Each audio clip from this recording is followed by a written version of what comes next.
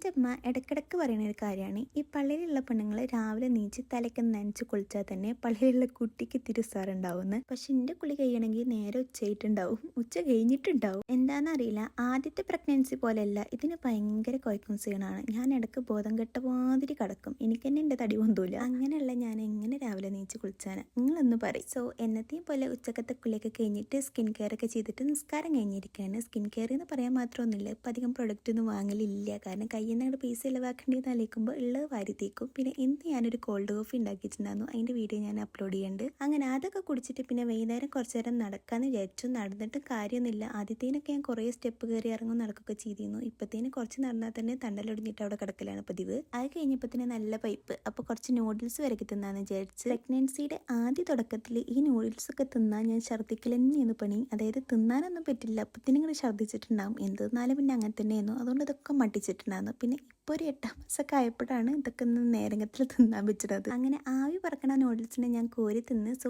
ഇന്നത്തേക്ക് ഇത്രയേ ഉള്ളൂ. അപ്പസർ.